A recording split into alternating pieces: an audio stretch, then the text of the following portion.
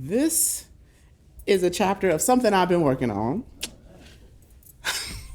Thank you. The it's called the Rebecca Cycle. That's the title of the big thing. And so this chapter is Rebecca Cycle Milestone 10, Gradient 9, 2035, April 20th. So we're in the future. It's daybreak in Orleans Parish. The streets are nearly empty, with few signs of pedestrians. Even the streetcars are still asleep. Alana makes her way from her double shotgun home on Elysian Fields Avenue that has been in her family for over a century. Sipping a tea made from fennel and raspberry, she saunters down the steps and commands, "Open." The driver's door side of her small red car, one of the first to come off of the new Diop Motors assembly line, slides open and she hops in. Placing her tea in the center panel's cup holder, she pulls a small mound of Brazil nuts from her pocket. The car door slams shut as she says, 228 Poydras Street, the home of the Sankofa Institute, which used to house Harrah's Hotel and Casino before the crisis. The Institute building isn't just the home of offices, it's also a home for all of its employees, everyone from the chief manager to security and maintenance. The hotel rooms have been transformed into identical apartments, with the only difference being the number of bedrooms based on family size. The casino floors have been reconstituted into school and a community center, with the theater hosting world-class lectures and performances. Her seatbelt on, the car navigates hands-free with ease through the city. With the exception of the construction on the corner of Canal and South Rampart, the ride was perfect. Arriving at the Sankofa Institute, the car parks and Alana finishes her Brazil nuts, washing them down with the last gulp of tea. She checks her face in the rearview mirror, then hops out, making her way to the double leaded glass entry. I just lost myself. Okay. Waiting for her near the silver-surfaced reception console is Kadiatu, one of the Institute's youngest and finest gatherers.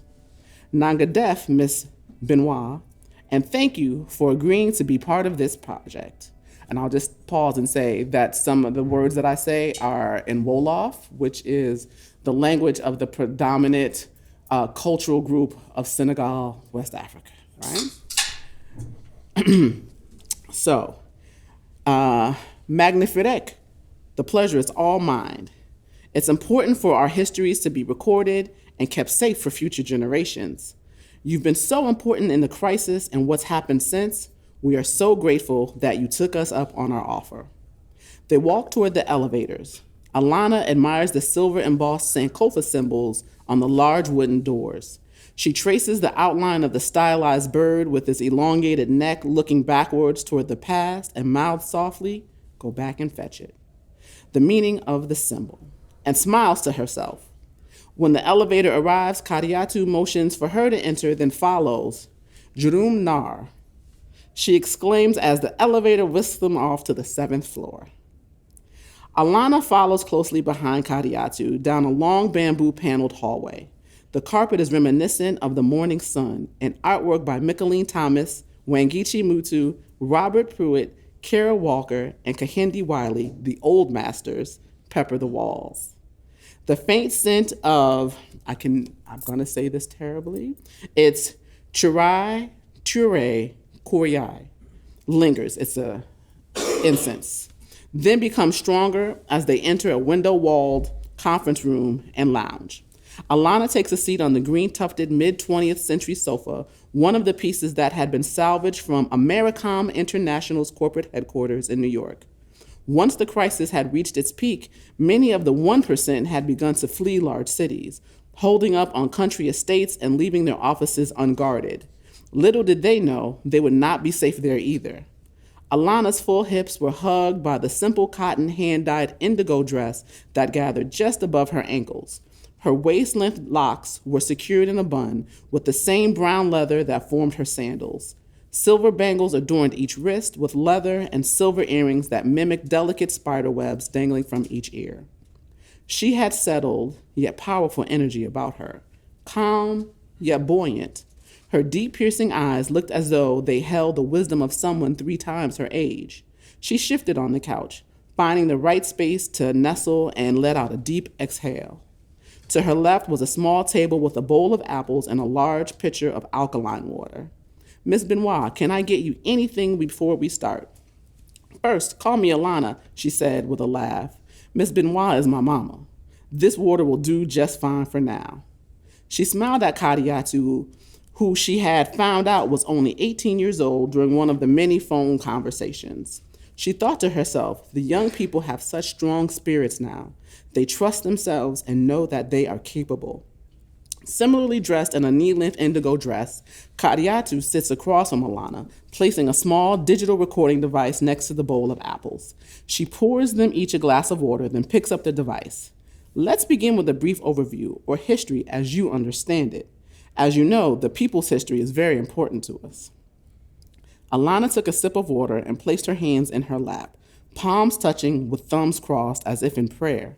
I'm ready when you are, Alana. Alana nods her head in the affirmative. Kadiatu waves her hand over the device, and the red recording beam flashes. Begin anywhere you'd like, says Kadiatu. Remember, this will all be transcribed and edited later with your input, so don't worry. Alana begins. She speaks slowly, as if she were intimately connected to each syllable. Today is my 29th birthday, and it's been a year since the last of the prisons closed. The Louisiana State Penitentiary, or Angola, also called the Farm because of its 18,000 acres and the bloodiest prison in America, for, well, obvious reasons. Angola is now home to nearly 3,000 family units, divided into groups of 100. Each unit works as a cooperative, sharing farming, education, cooking, clothes making, and other duties. The work is divided equally among all 4 of the genders: men, women, Daijin Gore, masculine women, and Gore Daijin, feminine men. Units bear the same, Units bear the same, the name of the Akan symbols from Ghana, West Africa, such as Bese Saka, affluence, Dona, praise, and Patapo, reconciliation. Angola itself has been renamed Onye Kapan Odom, the village of hope and faith. The United States as it existed with the last democratically elected president, Barack Obama, is no more. I'm just gonna pause and say, I wrote this before, when he was still president. Okay. States, as we know them, no longer exist. There is no centralized government, military, or even local police forces. What would have been considered crime in 2015 no longer exists. There is no hierarchy among races or classes. Everyone is celebrated for their individual skills and talents. There are no leaders. We know what needs to be done, and we do it. The rapidity of these changes came from a small but vocal minority who had been able to somehow tap into inner and ancestral knowing, coupled with an understanding of quantum physics, which had begun to be introduced in freedom schools across the country just after September 11th, 2001. Western doctors have been replaced in favor of traditional West African practices and pranic healing, a form of energy manipulation. By 2040, every single family will have at least one healer among them. Early childhood education is based on the Bantu Congo Kendezi model, which makes for a cohesive, unified community by developing the moral and intellectual character of the young regardless of ability. Children are made to feel as if they are important, contributing members of their communities. Foodways have also changed. No longer are we relying on government-sponsored agriculture. All crops are community-based and are situated with an understanding of the need to alkalize the body, which creates an internal environment where disease cannot exist. Our staples include amaranth, chayote, okra, walnuts, coriander, squash, purslane, dates, figs, teff, I'm hungry now, apples, basil, oregano, elderberry, ginger, and grapeseed oil. Other nations are following our lead, abolishing borders, dismantling governments, disavowing colonialism and imperialism, conducting power analyses, redistributing wealth, and engaging in anti-racist practices which center the lives of those who have been marginalized and unheard. We have ended capitalism as we know it, creating an economy whose roots are sharing and bartering. Money is still used as an exchange, but individual communities establish the parameters and value. And our money looks radically different. Gone is the technologically enhanced paper bearing the likenesses of patriarchs, slaveholders, and warmongers. Instead, we emboss shells and pieces of preserved gourds with the images of freedom fighters like Grace Lee Boggs, Dolores Huerta, and Assata Shakur, who has since returned from exile in Cuba and lives in the former Mississippi territory as a free woman. None of this has come without pain, heartache, or bloodshed, but it has happened and continues to happen. New Orleans was the epicenter, and it is radiating outward. It has taken a long time to get here, and we have much more to do, but we will make it. Alana pauses and takes a sip of her water. By her side is a small brown leather purse. Her bangles jangle as she reaches in, grabs a crisp white handkerchief, and dabs her brow. It's not hot. This is her tell. When she is nervous or uncomfortable in any way, she returns to the white handkerchief. Are you all right? Asks Kadiatu. Oh yes, I am just thinking. There is so much to tell you. She sets her glass down and continues. I was born 8 months after Hurricane Katrina hit.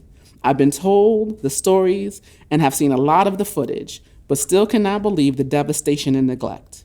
Many folks will tell you that Katrina was the beginning of the end for Orleans Parish, but it was really the icing on the cake, that final touch before you set the candles atop. We all knew that Katrina was planned. How else do you wipe out an entire community of Black, poor, and working class folks?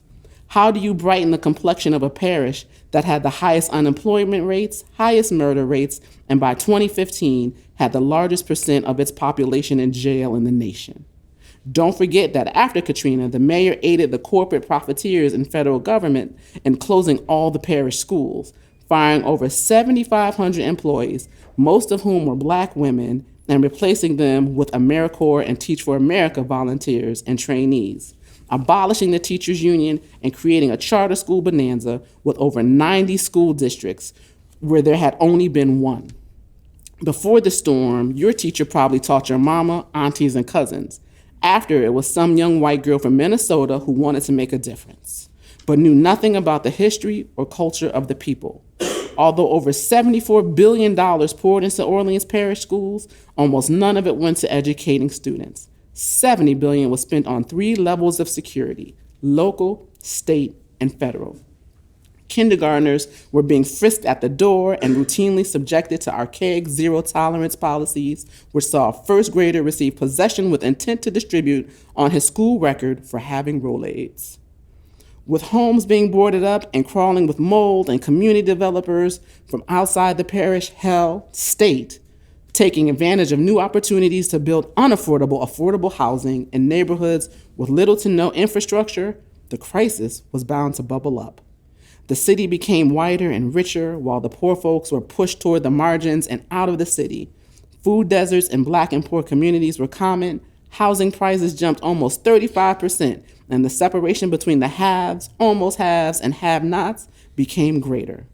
Orleans Parish was like many places in urban America: Detroit, Brooklyn, Los Angeles, DC. But we had something that they didn't. We had Congo Square. I'm gonna stop right there. Thank y'all.